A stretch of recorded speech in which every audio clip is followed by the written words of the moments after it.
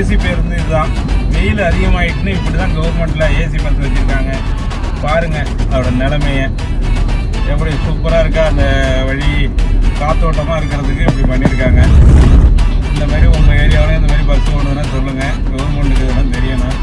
Government நல்ல திட்டம் தான் பண்ணியிருக்காங்க. பின்பக்கம் கண்ணாடி இல்லாமல் இப்படி ஓட்டுறதுக்கு. சில இடத்துல படி இல்லாமல் ஓட்டுறாங்க, கொஞ்சம் கண்ணாடி இல்லாமல் ஓட்டுறாங்க. பாருங்கள்.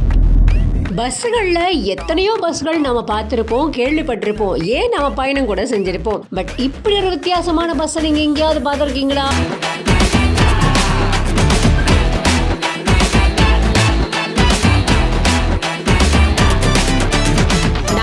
மாவட்டம் கிழக்கு கடற்கரை சாலையில வேளாங்கண்ணியில இருந்து நாகப்பட்டினத்தை நோக்கி போய்கிட்டு இருக்கிற ஒரு அரசு பேருந்து பின்புறமா கண்ணாடியே இல்லாம இருந்திருக்கு. இந்த பேருந்து பின்னால போன வாகன ஓட்டிகள் இத வீடியோ எடுத்து சமூக வலைதளங்கள்ல வெளியிட்டு இருக்காங்க. இந்த வீடியோ இப்போ சமூக வலைதளங்கள்ல பேசுபொருளா மாறி இருக்கு.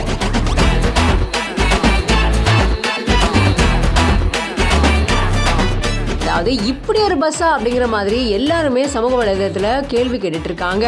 எப்படி இவ்வளவு அஜாக்கிரதையா இருந்திருக்காங்க, இதனால ஏதாவது பாதிப்பு ஏற்பட்டா யாரு பொறுப்பு அப்படிங்கிற மாதிரி நிறைய பேர் நிறைய கமெண்ட்களை குவிச்சிட்டு இருக்காங்க. இப்போ இந்த பஸ் வீடியோ இணையத்துல வைரலா பகிரப்பட்டு வந்துகிட்டு இருக்கு. இப்படி ஓட்டுறதுக்கு சில இடத்துல படி இல்லாம ஓட்டுறாங்க, கண்ணாடி இல்லாம ஓட்டுறாங்க. பாருங்க, இது வேளாங்கண்ணில இருந்து நாகப்பட்டினம் போற வழியில எடுத்த படம்.